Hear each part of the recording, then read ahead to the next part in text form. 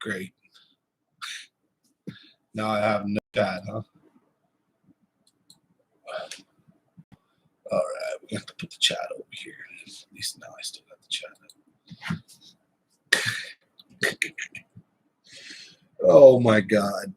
This has been one crazy night. So I tried to have a good live stream and my internet funks up. Yeah. I pay for a lot of the stuff, but me down here in my little man cave, I get the boot sometimes, huh? I get the shite into the sink down here. My old brother's probably hoarding up all that broadband, either that or my kids on all their cell phones and tablets and all that crap. Sorry, folks. Tried to have a live stream, and this has been a fun night. Monday. Ain't it funny? That's how a Monday starts sometimes, right? So I'm thinking Wednesdays is hopefully not going to be as glitchy. But as always, we'll see you guys on Wednesday and Friday as well. So we got our Monday live stream, our Wednesday live stream, and our Friday live stream. We got one person on, so thanks for watching. We had like 15 people on. Nick the Informative Fisherman jumped on. Everything was going great. And then, like, I don't know what happened. My internet just took a shite on me. So let's see what the hell is going on. Well, anyways, sorry about that, folks. I know. You know what? We had a good live stream rolling. We don't usually get more than, so many people on, and we had a good amount. And Nick the Informative was on. That was cool, but technical difficulties, man. That sucks. Now we don't got nobody on. You know what that means, right? We gonna make this one members only then if I'm bored waiting and chilling. I was like the worst time for the internet to take a shit on me. Damn it. Thanks, Steven. Here. Thanks, buddy. Oh, man. That was too funny. Anyways, sorry about that, folks. So we were talking jig fishing. We were talking fishing, all that good stuff. But internet took a con. We have Nick the Informative in the house. And now I'm like brain farted.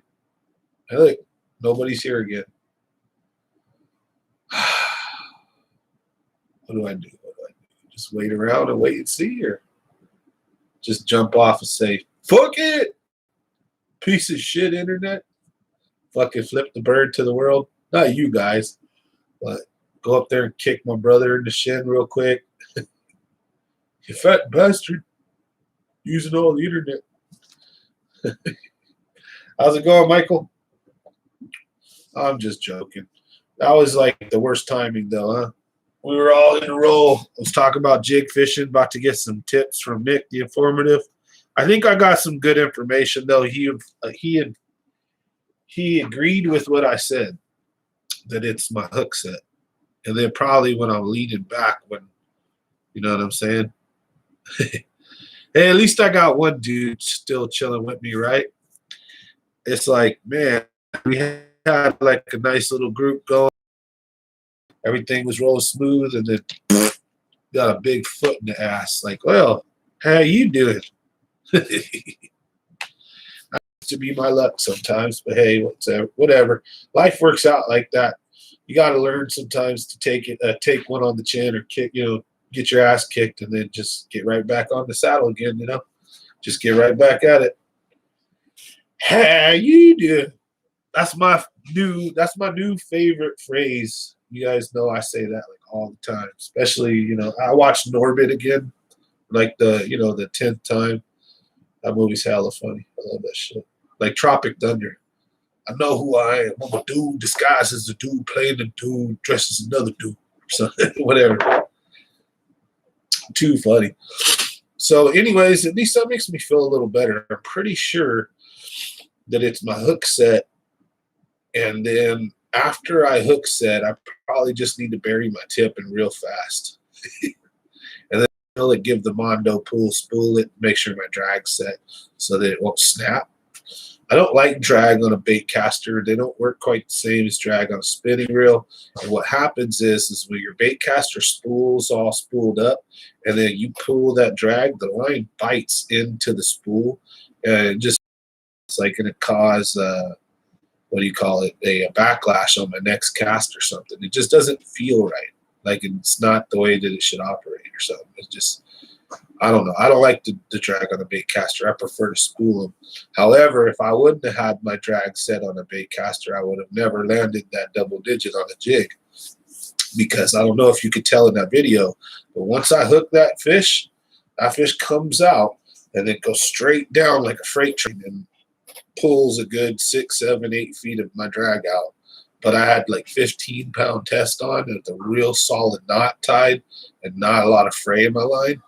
So, because I think I had retied like a couple boulders before that one. So, anyways, how's everybody doing this Monday night? We got our live stream crashed and went down, and now we're back up with 2 dudes hanging out with me. I appreciate it.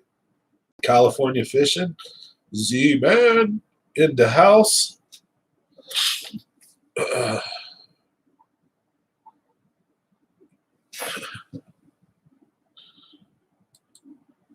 Yeah, my internet took a squats on me, I guess.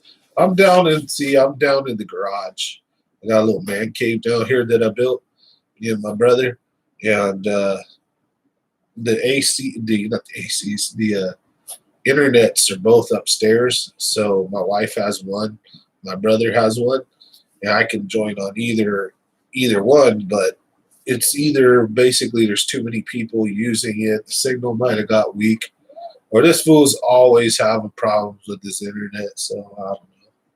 We got Comcast high speed because my brother is a hardcore gamer. I'm a pretty hardcore gamer. I used to be, but the last few years I just haven't cared about games anymore. I'll tell you what, I don't want to get political or anything, but when it comes to like video games and movies, I don't care what side you support. I don't go to watch a movie or a video game to like get told about crap, right? Or to get called this or that, or to like have obvious programming. It just makes the game or movie or whatever so much shittier. So like with Captain Marvel, The Last of Us 2, with like all the movies and videos just going and games going super woke. Like every female, every character is like a female now. I mean, don't get me wrong. I've got nothing against look at Ellen Ripley, right? I love a strong female lead character, but it's like every single freaking game and movie that comes out is just super hardcore programming. And I'm super sick of it. And I'll tell you right now, I had absolutely zero trouble dropping the NFL, Major League Baseball, and movies and video games. Like that. I mean, look at my room. And if you think I don't care about those things, you'd be very wrong. But when you pull politics into my entertainment, like you guys probably don't want me to get all political, right? Which I'm not trying to. That's my point. Is that like a good, relaxing, movie or game is what it should be. It shouldn't be like some CIA level programming shit to try to like manipulate me. You know what I mean? Or get me to change or be this way. Yep. Everybody's too thin skinned on either side, too, man. It's just, I'm sick of it. So like when it comes to like my money, bro, I do not watch the NFL anymore. And look at me. I love football. But I will not give them a dime. For the dudes and guys that are still watching football but agree with me, like, why? You know what I'm saying? Anyways, but that's how I feel. So I have convictions and feelings and opinions, and I stand by them. But you know what I'm saying? I don't want to bring too much of that here. This is a fishing channel. We have a lot of good time and fun. But I don't mind going down some of them rabbit holes. I'm just talking in general. We got to be able to have conversations and get along. By the way, if you get a chance, smash that like button. Our last live stream took shit on us, so barely getting back up right here. I didn't want to get off for the night. It was only almost an hour into it. I'm like, no, let's get back on. So wanted to keep talking about some of the stuff I got coming going on. I wanted to have some more fun with you guys tonight. Shit, half the time I couldn't even breathe that last half of the video. Are you still live? Yeah, I'm still live, brother. I got another buddy messaging me. If you get a chance, you know, drop on by, fellas.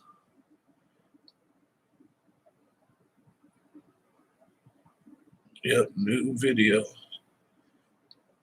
Old link crashed. I don't know. Like I'm decent with the internet and stuff, but when this shit crashed, I'm pretty sure I can't just pull back up the old feed or the old live stream and then just re-live it, you know? Like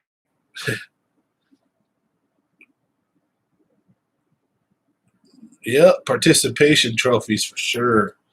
You know what I mean? Like goodness, that culture of I deserve or I don't know, but I remember growing up, my parents were very, very specific and explicit is that life ain't fair. You know what I mean? So,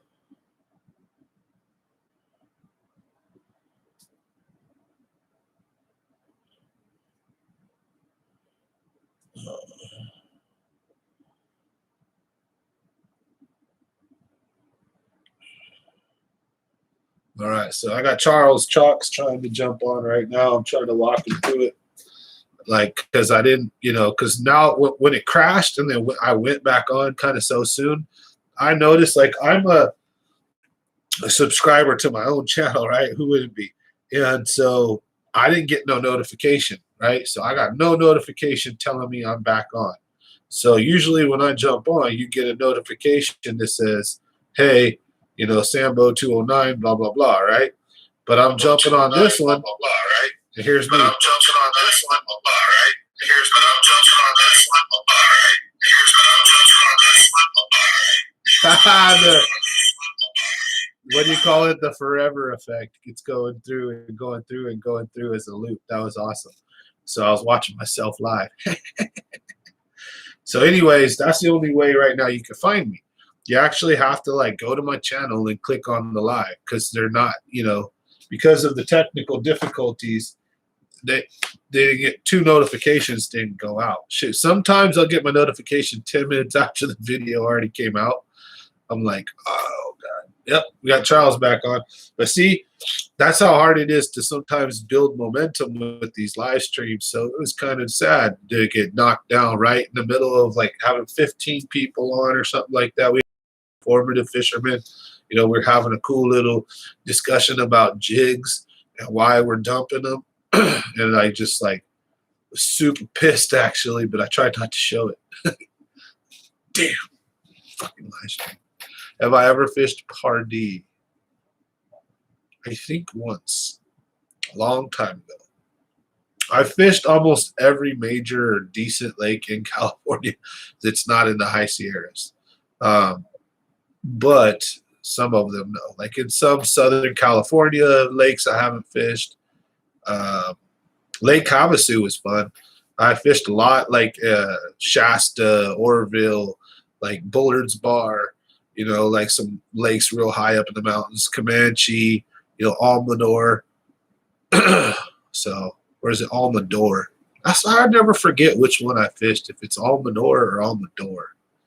I think it's Almador, maybe. Amador, Amador. Oh, shit. I get all dyslexic on that one. Smash like for my dumb ass if you get a chance. I don't even know what I'm talking about. I'm starting to get all stuffed up again. I'm all like, oh, man. Drink some of this off screen real quick here. I have some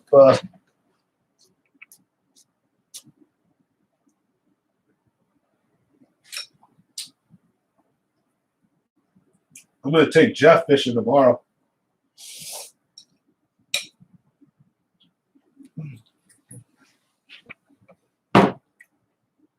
Sorry, guys. I'm just starving. I didn't get to eat. If you guys get a chance, though, smash that like button.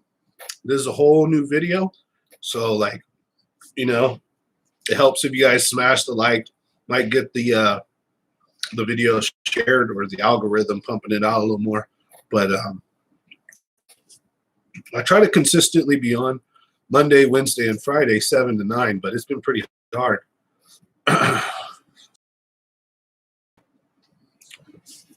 Was it bad out there? You get a lot of wind out there, or you just didn't catch anything?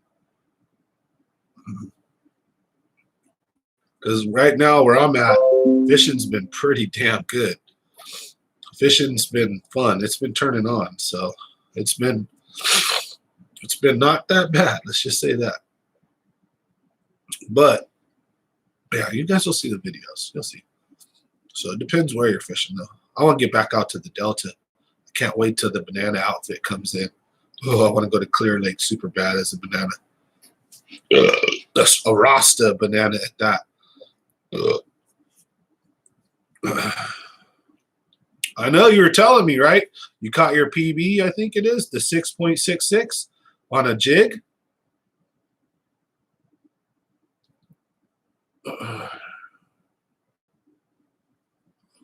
Lily pads, yeah.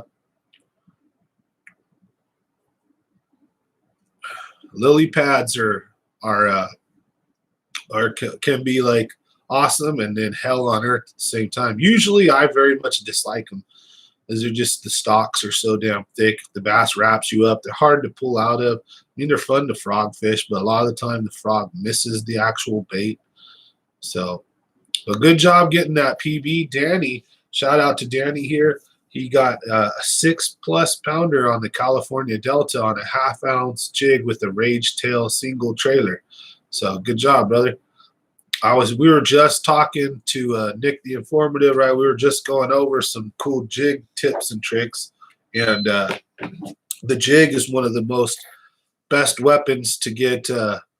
Oh yeah. The jig's gonna be one of the most best weapons to attack these bass with. You know, I like the jig and the square bill. So at the Delta, I don't throw the jig a lot because of the weeds, but I use a weed jig when I fish there with the jig, and the jig is killer in the Delta. I've used it there and caught a lot of fish, but it's not like it's been one of my bigger.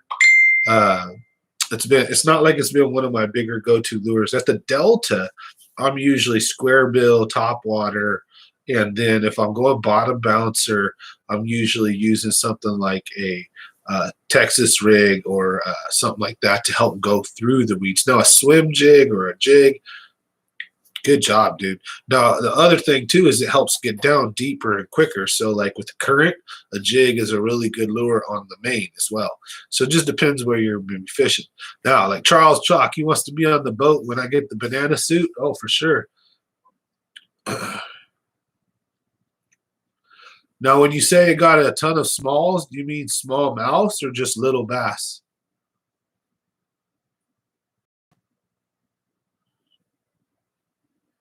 Yeah, jig is a great lure, Danny. You got a really good job giving it a try. Good job getting outside of your box, because really there's so many different ways to catch them. And the more tools that you have in your belt, the better a fisherman you're going to be. And then learning when to try to throw what.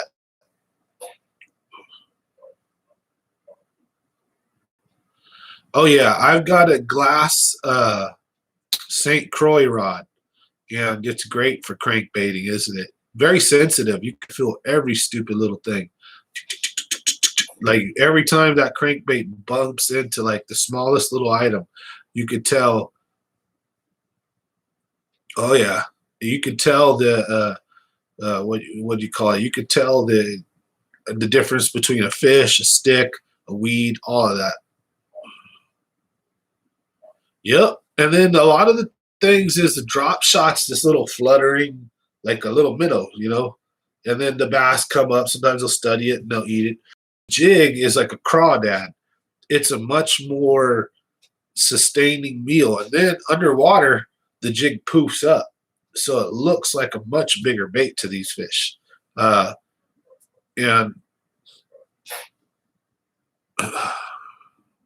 love it, never knew till I switched. Yeah, I've got a glass rod. I've only got one or two, maybe two. I had two, but I got one now. The other one's broke. So I've always used like graphite or graphene or whatever they're called, carbon light, stuff like that. But a glass rod is They're easy to break, but they're very sensitive.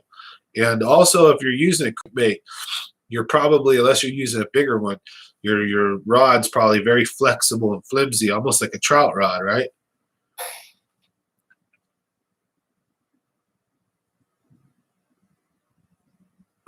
Yep. You got a set of sticks from Nick at the last expo. Yeah, I really wanted to make the expo. I'm sad I couldn't make it. I wanted to go see Nick and everybody. I wanted to get out there and go have some fun, probably buy a few things. But I had some work that I had to do that week, if I remember correctly. You know, I do heating and air. I work for myself, so occasionally I'll have 3 or 4 days just with no work. You know, just don't come in. Then I may have 2 or 3 days when I'm working crazy, and I'm making enough to survive, keep my head above the water. But that's all changes on a day-to-day basis, depending on whether work comes in or not. The longer the period of time I go without work, the more stressful it gets. But eventually, work always comes in, right? So when it does, I got it. That's what I do. You know, go make my money, go work hard. Then I play even harder. Hence why that banana suit's coming out. Oh man, I wish I could have made it. I wanted to go so bad. So I don't know whoever, if you guys heard of the Tug Addicts Facebook page. They had a their second annual barbecue out at Lake Yosemite. Had tacos out there, barbecue. We had a good little time. I was out there carp fishing, catching a bunch of carp. So a bunch of the guys got to make it out there. It was pretty fun. But I also have a Facebook page that I'm the admin of. I created it called Bass Fishing Lovers. So if you guys ever get a chance, you want to join, you can check that out. I moderate. I'm the admin of that page. So I drop all my videos there. We've grown. We pretty much, from just like 8 months ago till now, we're at over 1,000 subs already, and we're having a giveaway. So also, by the way, if you haven't got a chance to check it out, we're having a giveaway on Bass Fishing Lovers. So to thank everybody for being part of the community, I have a giveaway post. You just got to go read it, like it, comment on it, and be a member of the group. And voila, you get a shot at. I believe I'm giving away a reel on that. So go check that out. If you guys get a chance, smash that like button, because this is a whole new video. Even though it seems like, you know, hey, I was just on for an hour rambling with you guys. Unfortunately, my internet cut out, and so the whole live stream got terminated. So this is a whole new live stream. I want to roll with you guys for a little bit longer. Keep you guys on. We'll go till 9 o'clock at least tonight. Have a good time with you guys. I wanted to talk more about, like I said, you know, if you got, for those of you that may have missed it, we'll talk about some jig fishing tips and tricks. Get into some of the stuff that I think I've been doing wrong with jigs. Talk about nighttime fishing like we did earlier, and have a good time. So thanks for watching, everybody. Comment says fish here. I'm going to take a little sip off my phone. You guys don't mind. Try not to eat in front of you guys. So we'll take it over here real quick. I just need to get some food in me.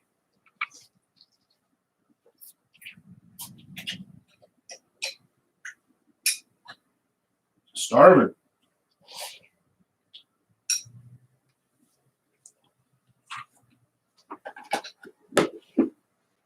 Thank you, guys.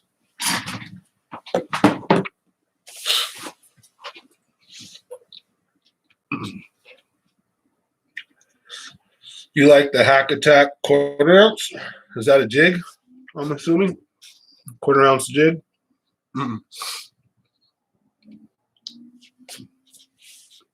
There are times when that finesse jig just murders it.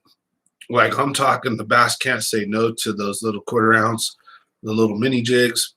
Put a little mini trailer on there. Oh, crawdads too. One thing I'd strongly recommend to everybody is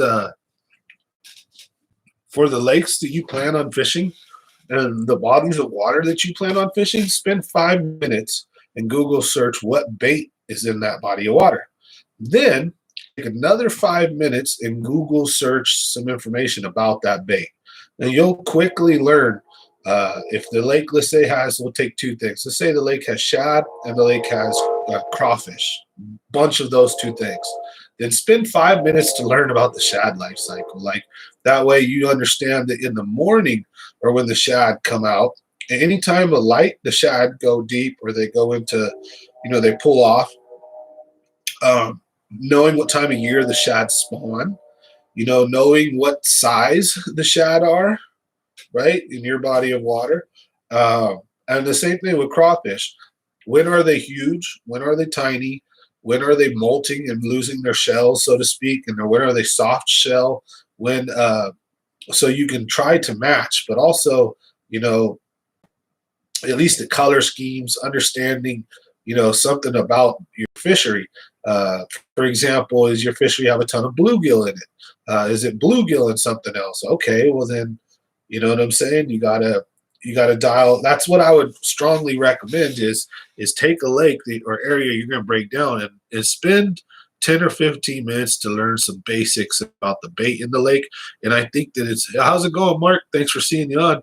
I think it's going to help you tremendously in your fishing game, because even if it's just some basic BS knowledge, for a fact, right? Okay, well, the crawdad spawn this time of year and this time of year. So maybe I want to throw a jig then, because the crawdad are out instead of in their holes, right? And this time of year and this time of year is when the shad are here. So this may be when I want to use a Sammy, a walking bait, a shad bait, or whatever, a jerk bait.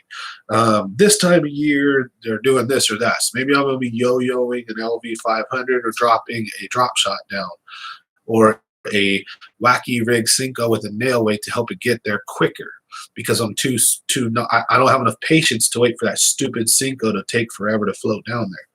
So if you guys are new here, please smash that like button. Thank you guys for joining the live stream. Common Sense Fishing here.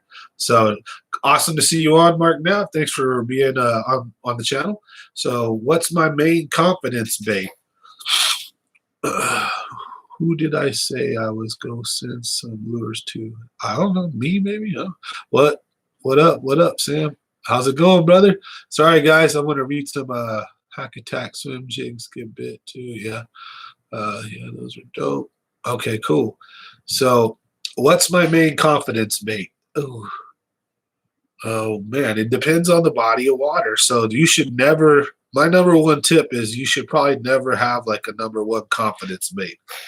You should have a number one confidence bait for the mother lode, a number one confidence bait for the delta, a number one confidence bait for summer, a number one confidence bait for winter, right? So it would be kind of foolish, in all honesty, to have like this mindset that there's this one lure I'm going to catch them on all times a year. But that used to be kind of like, if I wanted to catch fish, that used to be like the drop shot or something like that, right? Finesse. Before, it was the square bill crankbait. Before that, it was the spinner bait. So then it almost became like the LV 500 for a while, an A rig during certain times of the year. So now, at this point in time, and then the Texas rig Cinco, I'd have to say it's a toss up between probably a square bill and a Texas rig Cinco and a jig. Those three. So, because there are times when the jig's not going to work. It's just not going to work. When they're suspended, they're swimming and moving around, and your bottom bouncing, and they're just swimming right over your lure. So, you know what I mean? It depends on what the fish are doing. So that's why, for example, one of my favorite summertime lures for daytime is going to catch them sometimes in the summertime. But at nighttime, it's going to be a jig, crankbait, or topwater. Wintertime, my favorite lure is probably going to be a jig. Then a drop shot or a Ned rig. Spring, I'm going with and then certain times in the winter too, I'm using an LV 500, a spoon, float and fly. So damn, got to be versatile. Learn a lot of tricks and learn when to pull them out. One thing that'll happen too, the more tricks and the more lures you learn, the more confusing it can kind of get. You might trash fish too much, but slow down. Use your say-so when you're fishing with the different stuff. So like, you may fish the jerkbait differently than you're fishing the jig, right? So don't just sit there and pound the bank the same way with the jerkbait that you did with the jig. Assess the lure, the situation, the weather. Fish the moment. like that little kid says, right? He ain't even a little kid really, but like the young man says with his own YouTube channel. I forget what his name is. Cool dude over on the East Coast. Fishes with, I think, Randy Blaucat or something, and a couple of other professional anglers. I think his name is Fish at the Moment. He's actually got a pretty good, intelligent channel where the kid breaks down he tournament fishes. He does pretty dang well for himself, and he has interviews with all kinds of pros. He's like I think a kid of a pro maybe or related to one, and he does some pretty tech shallow. One of the cool videos he did is shoreline and shallow fishing outproduced offshore fishing slightly in tournaments when they filmed and there was no line or way to avoid it. They found, and the kid's pretty smart with what he did. So anyways, break fishing down a little bit like that, and don't get too deep into it, but get out there and fish different lures. That'd be my suggestions. So look, I'm losing everybody. I'm going on a rant. I got freaking burned out. Anyways, thanks for being on, guys. We had a cool live stream going on earlier for those of you who missed it. We had Nick the Informative pop on, actually. We had up to like 15 people at one time. Actually, just now, I think we had up to like 8 or 9, so we're doing all right. But thank you for those of you that are still here with me. If you get a chance, smash that like button. And then for those of you who do join eventually, and maybe you're watching this later, I really appreciate it. So thanks for watching Common Sense Fishing. So yeah, we have a ton of fun here. This channel is probably not the best channel for children. I don't curse too much. Casper makes an appearance here and there, but we're pretty clean.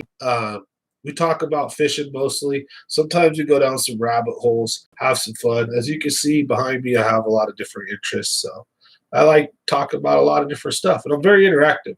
So this channel is not super massive, so I love reading your guys' contents and interacting with you. Robo Margarita Mutilator is my go-to on the Delta. Margarita Mutilator and Morning Dawn are my two favorite robo worms probably of all time, the pink and the purple and pink. My connection is unstable again. Dude, I'm going to go beat my brother up or something, or go get mad at somebody. You guys still there, or did it freeze again on me? Oh, my God. Oh, shit. The shit I got to deal with. I apologize, people. Trying to have a live stream here, but usually it doesn't happen like this. Usually my connection's pretty solid, but it's got to be my kids. There's probably too many children on the internet using devices right now. The TV I'm in the living room, I bet you, is on. There's probably too much broadband going on. Anyways, mine was always the Margarita Mutilator. Then I started throwing the Orange Crusher, and it keeps up with the Margarita. I'll tell you guys a little secret, though. I don't really care too much about color.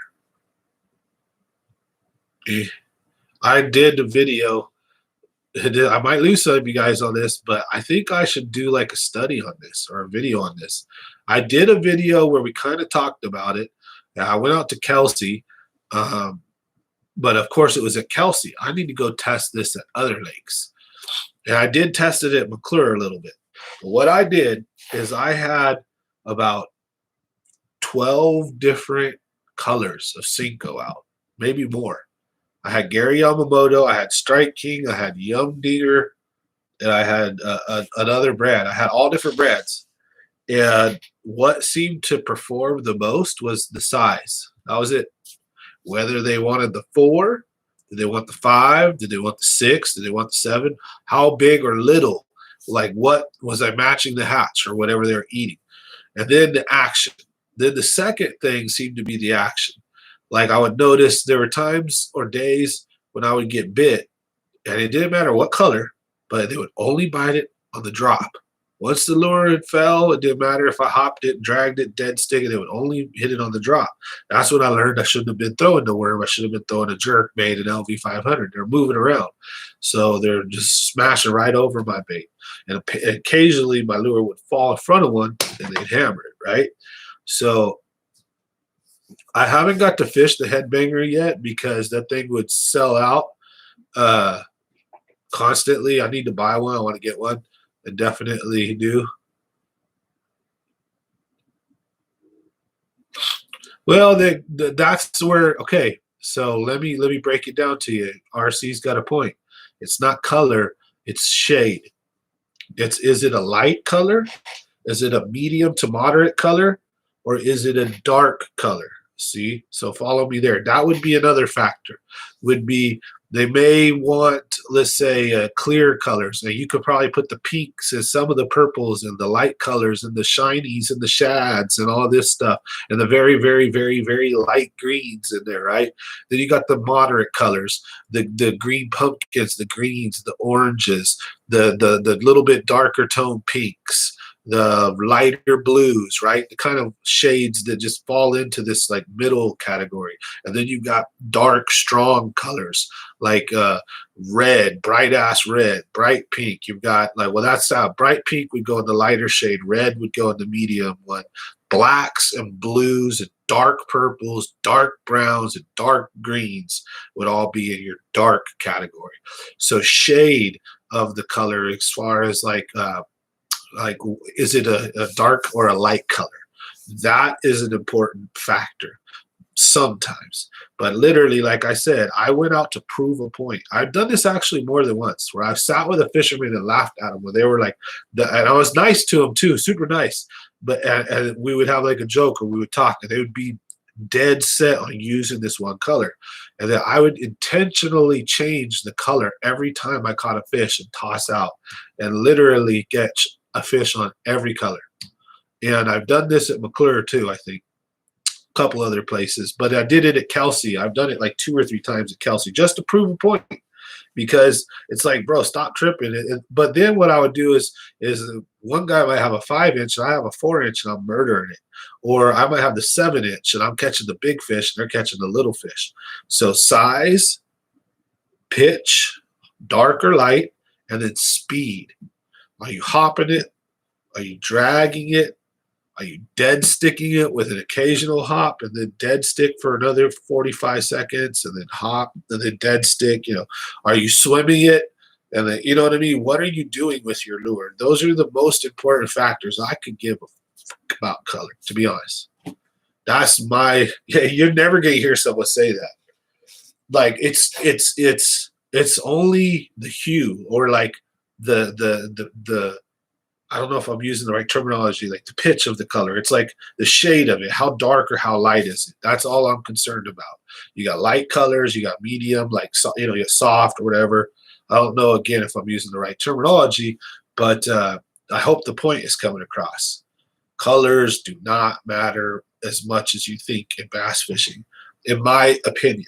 In my opinion, shade, speed of lure, type of retrieve, and shape of lure, size of lure are ultra important.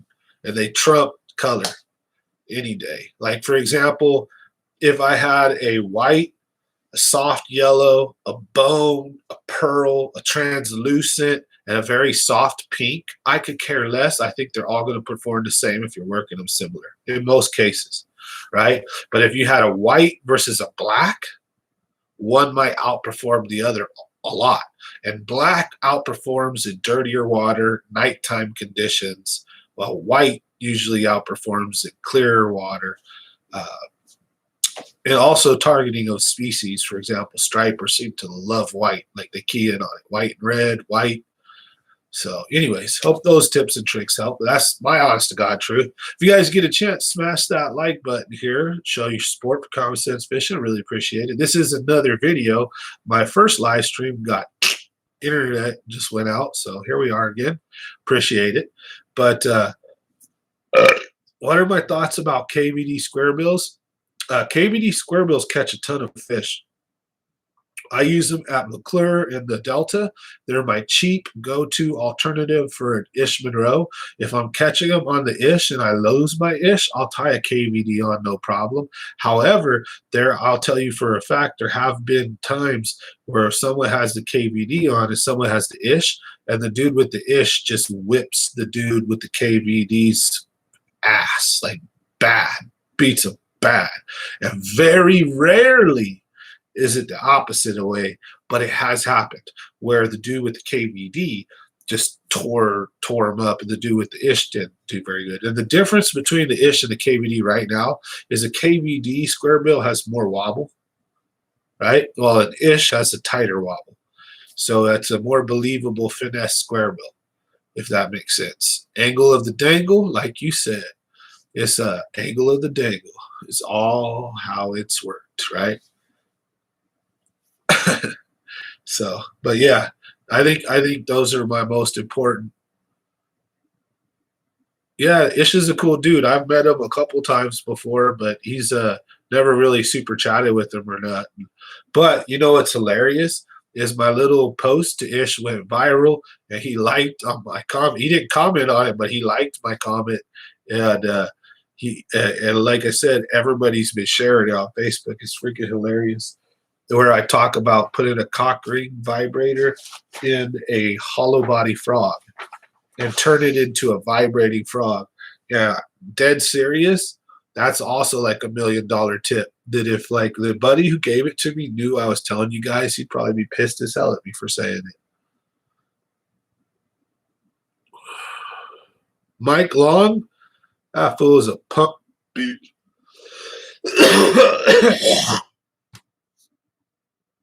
If we're talking about the same guy, Mike Long's a punk. I don't like that kind of shit.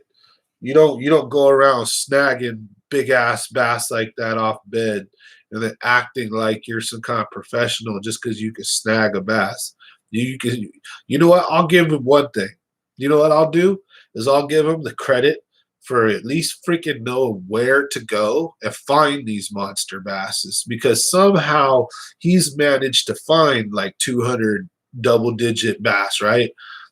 Me, on the other hand, come spawn, I could very rarely find a double digit. Then when you do, it's hard to get them to bite. Now this asshole is literally sitting there with a giant weight, a treble hook, and he's snagging double digit bass. That's kind of like Dan Blitzerin, you know what I mean? The fake Navy SEAL dude. Like stolen valor shit. Like, I don't like that kind of stuff, man. Stay true to who you are no matter what. Even if we don't agree, stay true to who you are. Don't flip-flop to make somebody happy or to agree with them. That's like the worst kind of shit, you know what I mean?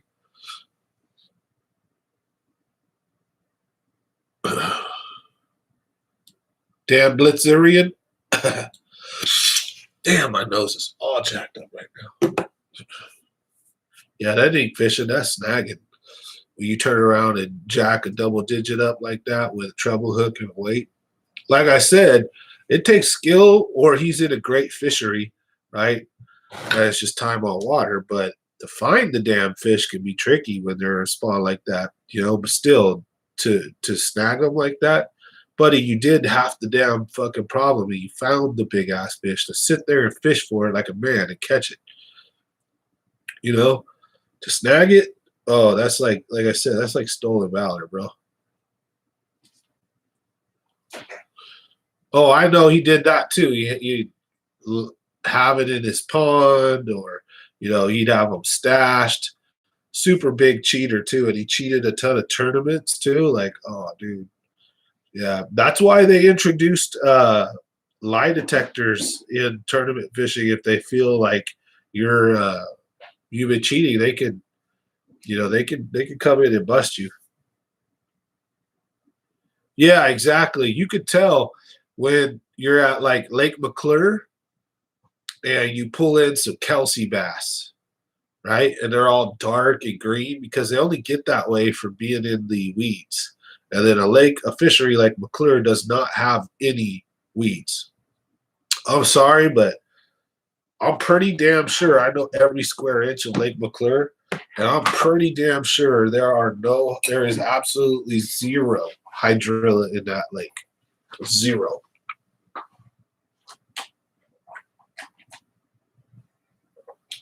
Like none. Not one bit.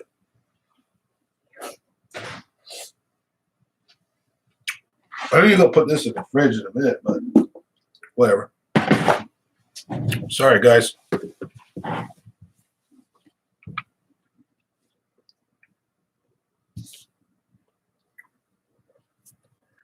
There's a couple ways to spot a cheater, folks. So I'll give you guys some tips and tricks for that. If you're fishing a tournament or you ever think you got someone who's cheating, basically look for fins that are super red when it's not spawned. That's a dead giveaway. Look for damage to the fish that's not natural, but doesn't look like parasitic, like, from rubbing against things. And the biggest giveaway is almost always cheater fish for lakes come out of ponds. And the biggest thing about a pond is a pond's going to have weeds, while a lot of lakes may not, or may have different types of weeds, or the fish in those lakes may not be as dark, right? Or different type, where you've got lakes that they actually don't have barely any Florida. They're all northern largemouth, right? And then you go and bring in 5 or 4 football Florida strains to the weigh-in, and you got one northern. Ooh, and you're in a fishery with spotted bass too, and you got 5 largies, and you got 4 of them are Florida strain. Some people just are too stupid, though, to know the difference, to be honest. Not too stupid, uneducated, or just don't know, right? Not going to be mean or negative. But, or even the tournament directors, they just don't even look or care. Right? They just put the fish in the bag and they dump them in and they weigh them and then away they go. They just make sure your live well is not full of fish before the tournament so you're not cheating. But let's see. Oh, shit, it's hard enough. The calcium turning shit is hard. That lake well, and we still got our ass beat. Yep. And McClure kicked your ass last year, right? I got my double digit out of McClure last year, but McClure was still tough last year. It wasn't that bad. McClure got better to me once I started throwing the jig more. I put down the drop shot, and I picked up the jig and top water, and McClure started being a little more kind to me for size. And then on numbers, when the jig or the top water wouldn't hit, that's when I'd pull the Ned rig and the drop shot out. And if they're on the bottom, so like if I'm using the drop shot and I'm getting bit on the bounce, so I'll move it around, but it's down deep, I'll stay with the drop shot perhaps. But if I have to wait and kind of let my drop shot sink to the bottom, so on the drop shot, your weight is down here, your hook is whatever, a foot, 6 inches, whatever, right? And then it takes a while for that weightless hook and weight, because it's just a rubber worm. And some of them float. Excuse me. So if it's one that floats, if the hook is heavier than the worm's buoyancy, then it will slowly pull the worm down. If not, it'll just sit there and float. So point being is learn when to use the Ned rig over the drop shot, because they're both finesse, but one is very different than the other. The Ned rig is always on the bottom, and it more mimics like a crawdad or a goby, sculpin, something like that. While a drop shot is more of a minnow, guppy, shad, baitfish thing. So, and it's usually popped off the bottom, suspended a little bit, right? While the Ned rig is sitting right in the dirt and rocks. So try to figure out which one of them is to go to, and then bam, you get 100 fish days sometimes on the Ned rig. Vertical jigging at Clark Spoon limit at 45. Yeah. Yep. Melodies. Well, we took you out. Remember when we went to Melodies, California Fishing, and we went out to Lake New Melodies, and we just destroyed them. We beat that lake's ass. We had a good time. So Danny said not this year, January. He wrecked him vertical jigging on Clark Spoon. Yep. See, that's something I'm just learning. I don't do a lot of vertical jigging with the spoon, so that's something I'm going to be picking up and doing this year. Uh, that and yo-yoing LV 500s like spoons, same thing. So I'll drop an LV 500 and then I'll drop a spoon. Yeah, we'll see what works better than the other. Away we go. Hey, you guys give me just 1 minute. I'm gonna go blow my nose. I'm getting stuffed up. Then I'm gonna use the bathroom.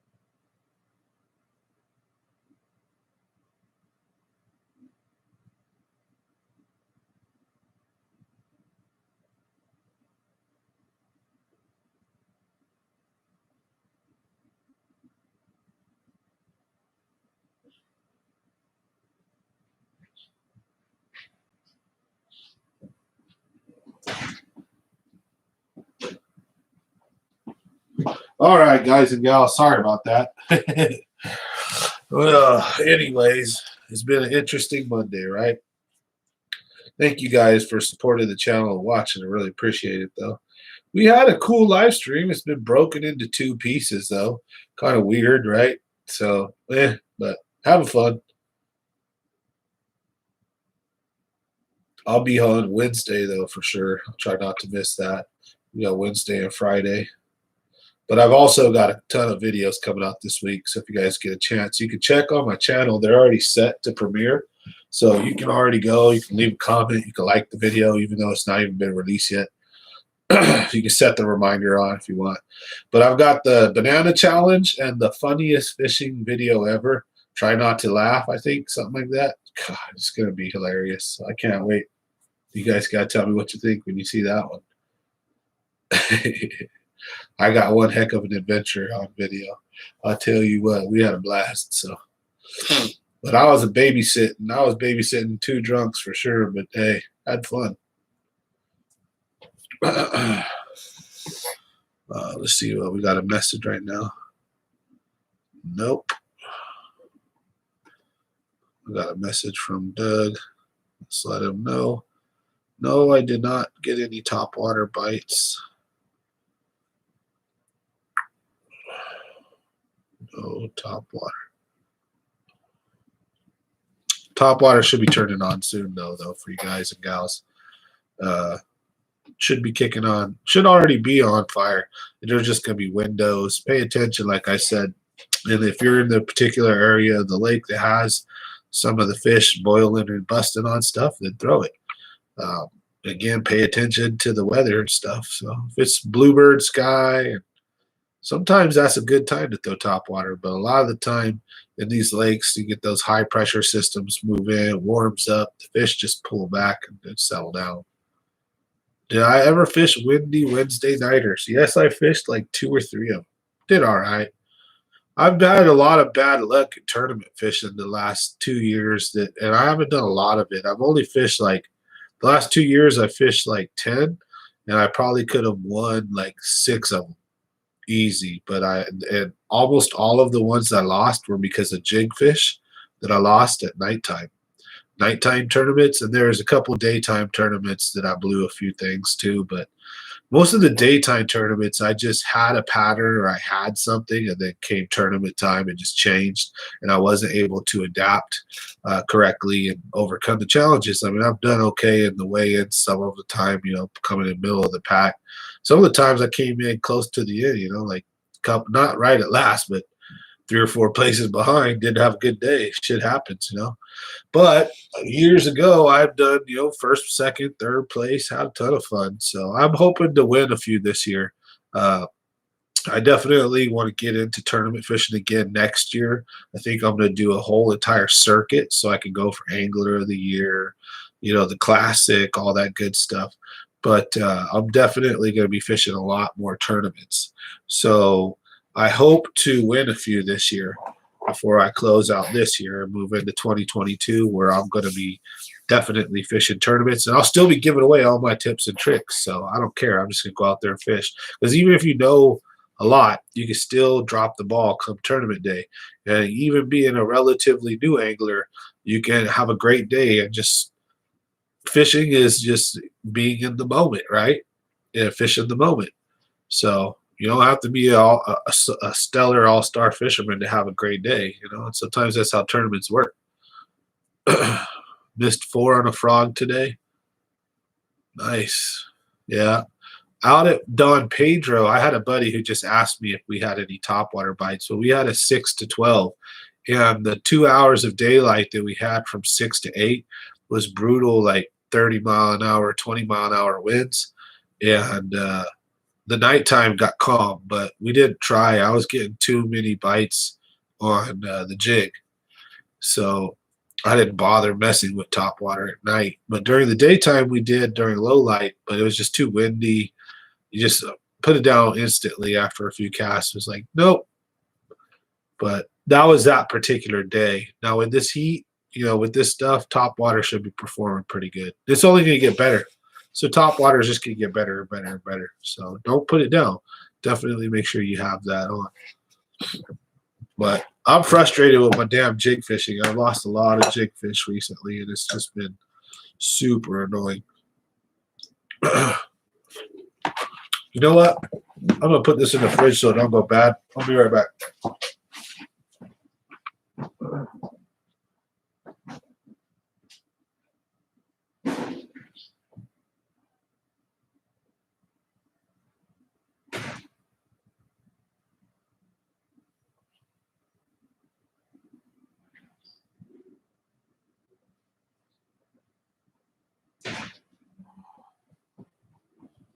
Woo! All right.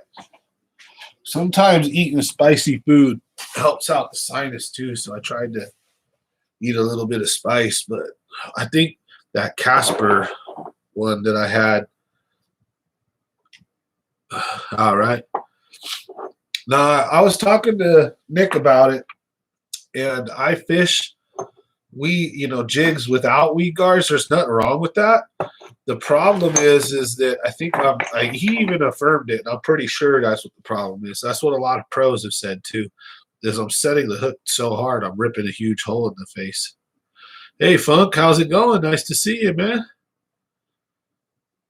So maybe, right, if I didn't cut the weed guards off and I set the hook the same, maybe it'd be better. But I just think I need to tone down my hook set a little bit. So we're going to get out there. I'm going to do some night fishing. I'm looking into getting an infrared camera because I want to take you guys along for some night fishing trips to show you guys just how epically crazy night fishing can be. So I'm super excited to try to bring you guys that, along with the banana outfit. So I want to try to get some people's reactions, Like I'll try to get someone to come fishing with me, and then they can record. And then I'll be fishing in the front, around people. I'll have them. But yep, pretty sure that's what I'm doing wrong. Setting the dang hook so hard, I'm creating a big old giant hole in the fish's mouth. And then that's just giving the fish more room to throw the hook when it jumps, especially because the jig is so heavy. It's got this big, giant, heavy weight with this little hook. So it's just real easy with the hook here for the jig to move around. And if you have a big hole in the mouth, then it's just going to throw it real easy. You haven't caught a fish off of a jig yet? Man, you got to try it. The jig fishing is off the hook. I've got a double digit on a jig, I've got a decent fish, on jigs for sure. So they're a killer technique. And the cool thing about a jig is it looks small to you, but in the water, it poofs up. So it looks a lot bigger. Because if you threw something that was this big, you would be like, I'm not throwing that. That's too big. But the bass comes right in and eats that sucker. Because the jig, the little skirt poofs up. Yeah. Yeah, I try to turn everyone on to jigs. The other thing is Ish Monroe square bill crankbaits. I think he's seen a lot of sales because of me, as I know for sure there was a period of time where like everybody I knew was copping those cold bloodeds when I was doing those videos. Because I'll be really honest with you, like that is again that's a color scheme, but it's not that I think the color is a big deal. I think that it's the fact that the cold blooded is almost see through. It's like a holographic red that's like you could see like glass, like you could see through it. While the Delta Craw is like a blood red, black. So they have, it's more of a finesse, lighter color scale. But it's also the action of the Ish Monroe, the Biggie Papa, and the smalls. They got the bumping and the silent. So there's 4 different types of every square bill you can have of his. And I'll tell you, sometimes it matters whether you've got the 2.5 or the 1. The biggie or the smalls. And then sometimes it helps to have the silent versus the rattle and vice versa. So I would strongly recommend 2 lures that you try throwing this year is a Biggie Papa square bill and a jig. If you do that, I'm pretty sure you guys are going to start sticking fish over 5 pounds. If you guys haven't yet. That's my opinion. I hope it helps. Because I'm not, like I said, I'm not this pro. I'm not a guide. I've been fishing for 30 years, but I'm not like I've been into it like hardcore the last like 10 or 15, 15 maybe. And even then, I really only dived into the rabbit hole like the last 7 years. So, like literally down it. And then the farther I dive down the rabbit hole of bass fishing, the more like I said, I started becoming convinced that it's more simpler than we really give it credit for, and that colors don't matter as much as, like I said, size, speed, lure type, retrieve, yada yada. Right? Those are my big go-to factors. And then the pole and the reel that you're using and the line that you're using with that lure. It's very important that that all matches. But time on water. And then you see videos, right, guys, of guys catching fish on blocks of wood or bottle caps. So get out there and fish. You're going to catch them. They're not Albert Einstein swimming around there doing nuclear physicist science shit. Sometimes we're doing that, trying to overthink. You just fish, And there are bad days you're going to have. So, well, anyways, Friday, 7 to 9. Appreciate press that like button. Also, throughout the week, we do all kinds of cool stuff. So if you're new here, please consider subscribing. If you're watching this and it's no longer live, thanks for watching. We really appreciate it. But hey, this is the kind of stuff we do on the channel.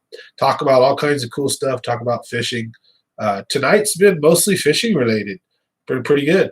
We kept the topics pretty well.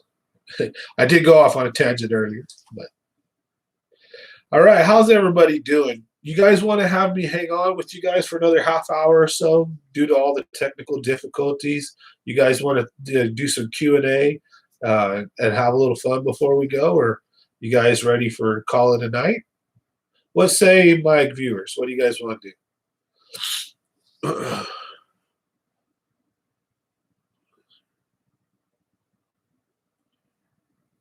All right, that's the truth. You use the realistic stuff, you'll catch them when it's hard to catch them. Finesse, but you'll notice there are just small fish.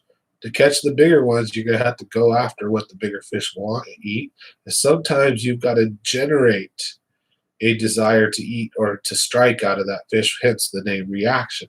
Right? You got to get a reaction strike sometimes. And finesse will not cause a reaction strike. The fish will look at it. We'll have time to assess and gauge that the bait is too small, not worth the fish's energy or effort, or fake, or something about it ain't right, and the fish will move away. While a square bill coming along may just be what it needs for that fish to just say, bite, boom, and they hammer that. So let's get a Q&A going on. All right, folks, appreciate you guys. Thanks for hanging out. So we're going to go ahead and roll for an extra probably half hour. So we'll go until 9:30 or so. So thanks for watching. Any questions or topics you guys would like to go over, feel free to shoot let me know in the comment section. I'll be here hanging out with you guys. So just let me know. Other than that, as always, thanks for watching. 9 o'clock, so we got a half hour. Don't everybody type at once now. Oh, I think Casper's going to come out. You know what? Do I run braid? No. Only on a frog rod. Only on something I fish in the Delta with. I do now. I lie. I have experimented officially since a week and a half, 2 weeks ago. I have stripped all my spinning reels except one, and I have gone with braid backing to a fluoro leader, and I've got 15-pound braid, like Invisex or something, or some kind of super high-end like white braid that's like high visibility, like you can see it, but the fish can't type thing. It's like clear once it goes in the water, but it sits on top. It looks all white, like you can see it. And it's 15-pound test. And I go to 8-pound fluoro, like Seagar, the red label, or 6-pound fluoro. I've got that on my two best rods. And then on a more ghetto rod that I've been fishing with, I've got my traditional 10-pound fluoro all the way straight through, and that's what I usually fish with. Now, what I'm doing is in the last few weeks, I'm attempting to find out and break the myth or find out, does the lighter line really get you more bites, for one? And then, okay, even if it does it get the bigger fish? Because I will not use anything on 8 or 6-pound test other than like a drop shot or a Ned rig. I'm not throwing a jig on 6-pound test. I'm not throwing a Texas rig Cinco on 8-pound test. I'm not throwing something that I got to swing really hard on that light of line. So there's only certain lures that I'm doing that with in the first place, right? So give me a second. Got to go talk to my buddy real quick.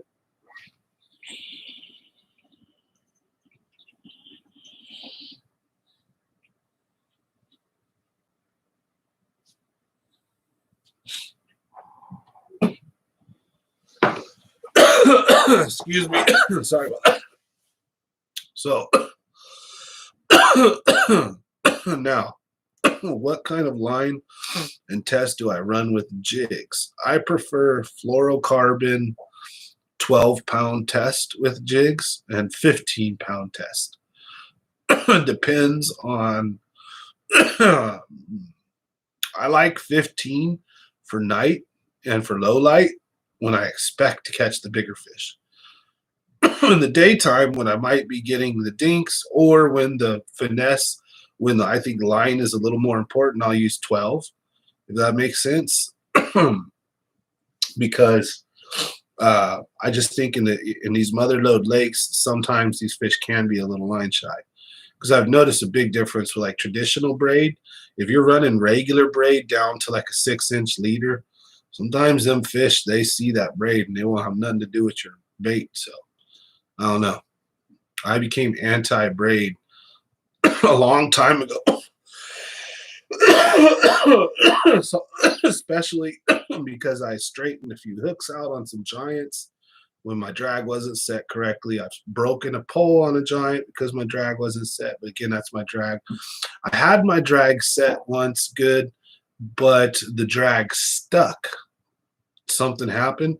And also braid, it will create gouges in your eyes if you did not know that. If you're using non-porcelain eyes and you have any kind of metal eyes or any kind of rubber eyes type thing or something, or hard plastic or whatever the hell your pole's made out of, even graphite probably, even especially metal though, the braid digs a gouge in it. And then if you're not using braid, then after that, you snap a lot of fish off when your fluoro gets caught in that gouge. So I don't know. I just don't like braid unless, again, like I said, I am using it for one purpose. It's going on a frog rod. And for my frog rod, I'm throwing like probably 30-pound test, 40-pound test braid, sometimes even smaller, like 20, and then sometimes as high as 80. And there's two reasons why I'm going to tell you right now. Because as long as I have enough power to know I'm not really going to snap my line easily, I don't need 80 pounds. I mean, what I want though is if my line is small enough diameter, it's actually, excuse me.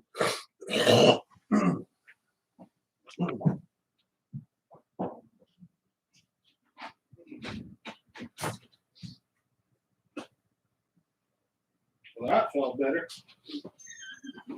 Shit. Casper hooked it up. That felt a lot better. All right. Anyways, if you're like, for example, I fish Kelsey, right? Or the Delta. And if I'm frogging and my frog's in like some tulies or something, or grass, or even some lilies, sometimes that light line braid cuts through it like a razor blade because it's so thin yet so strong. It's like a knife, and it just cuts right through the stuff. Then I notice if you use the thicker stuff, what'll happen is it won't cut through it, but it won't break. And then you got to go in and get your fish, right? And if you try to pull too hard, you can pull the hook out of the fish's mouth. So now, what kind of line and test do I use with jigs? Jigs, again, 12 and 15 pound. I think I went over that already, especially depending on whether I'm fishing day or night. Delta, clear water. Fluoro, drags are set accordingly. And one thing I'd recommend is learn how to use the spool or the button on your bait caster as drag, and then your thumb, and just lightly apply pressure to the line instead of trusting the drag. Because again, let's just say you made a long cast and you reeled in half of your line, and even if you kind of had your thumb on it, it doesn't, let's say the line doesn't come in super tight and snug, so it's kind of loosely wrapped around, and you make another cast fine. But you ever notice when you go to pull on your drag on a bait caster that the line just kind of digs into the other line? And it's really easy to create a backlash, or to on fluorocarbon to like cut your line, or to create frays and like weak points. So I don't like my line cutting my line like that, or being frayed against my line in a crossing manner, right? Like, so say the spool is like this, or something, or just as you cast, if you notice, not that it backlashes, but sometimes they're not 100% all retrieved in perfectly smooth. And then when you go and you pull that drag on a bait caster, you'll notice if you pull your line out, you'll see these frays in it periodically. So with the bait caster, I think it's important to use the spool, just as in a spinning rod, like Ryan Cook says, back reeling instead of using drag on a spinning rod, so that when a fish tugs really hard, you just give him line instead of the fish pulling drag and putting all that unneeded extra tension on your stuff. Of course, having your drag set in case the fish pulls super hard, but then you can just back reel faster. The faster that and you can control that speed. And at any moment, you can turn around and reel the other direction again. The only problem is if you gotta, in my opinion, switch it on and off between your casting or something, or once you hook a fish and then switch it on. Because sometimes that's how you get a backlash in a spinning rod. If you've ever dealt with that, when you got to make a cast, so anyways, this was a Q&A with you guys. So any other questions? I was going off on a tangent there. You asked a simple question.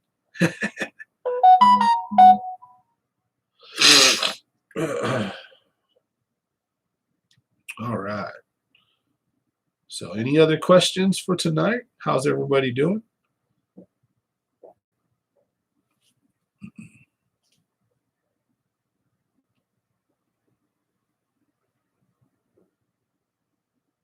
Just hanging out.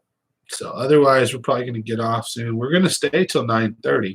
So we've got another 20 minutes. If you guys have any questions you want to go over, any things you want to ask me on anything, LV 500s, bait, what time of year fish doing this or that. Again, I'm not this know-it-all, but I do like have a decent memory, right? So that when I go and I research stuff, I can at least give you a semi-correct answer, or at least I'll tell you if I don't know. I'm not going to BS you. I want to call out and fish tomorrow, huh? Well, I'll be at Kelsey tomorrow. I'll be out there with quote unquote my brother and my brother and Jeff and his son. And there you're allowed to have a non-family member and a kid under 16. So I have a non-family member and a kid under 16, but I can also have up to like 5 family members. So hence I'm having my brother come too. So. Hey, how's it going? Hell if I know. Late to the party, buddy. Dude, we had a good one going on earlier. We had like 15 people or so. So when Nick the Informative was on, actually giving me some tips on jig fishing. We were talking about some cool stuff earlier, but then the internet got disconnected and had to jump back on. And this is like the second half of the live stream. So how you doing, hell if I know? Oh goodness. Just so you know, yeah, I got a sinus infection. I went camping. Oh, I got jacked up. Oh, feel like squat a doodle do. But hey, I'm not like that. So that means that it's not an infection yet. It's just like bad sinuses and my body's fighting it. Because if it's green, that's like not means if it's yellow or green, it's infected. Just so you guys know, if you get allergies, right, or if you're or even like milky, that's fine. The second it gets color to it, you go see a doctor, you're gonna need antibiotics. Yep, the pollen is crazy. Been doing yard work, weathering the grass, right? Watering it or weathering it.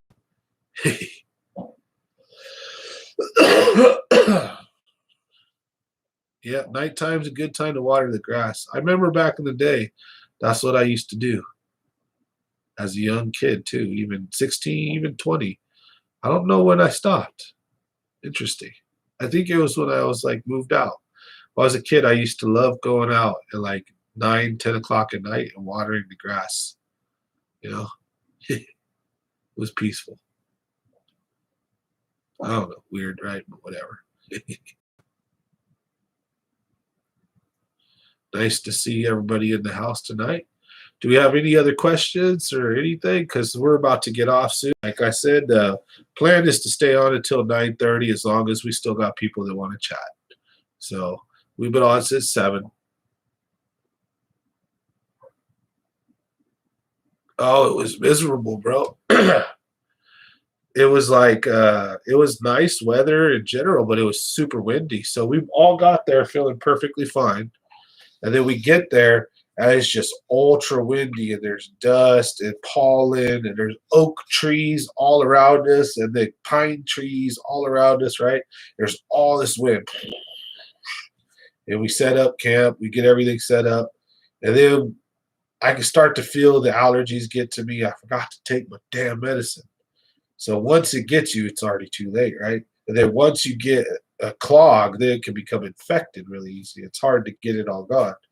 So anyways, we had s'mores the first night. Yeah, we were cooking our marshmallows and stuff over the fire, and the fire had hella smoke, right? So we were getting all like smoke in our faces. You know how it goes.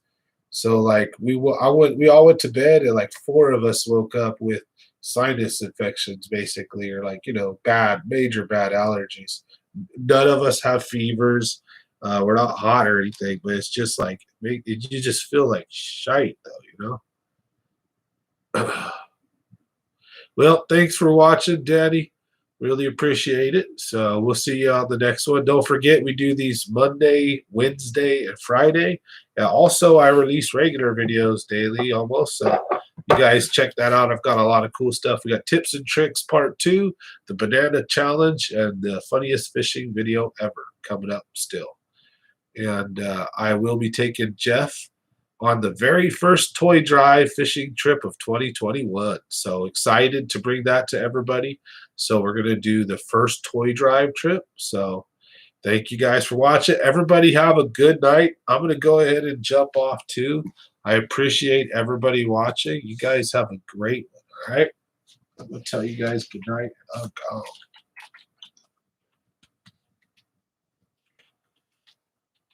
I'll put it in the chat for you guys.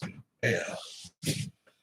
All right, folks. See you guys on the next one. Thanks for watching. Appreciate it.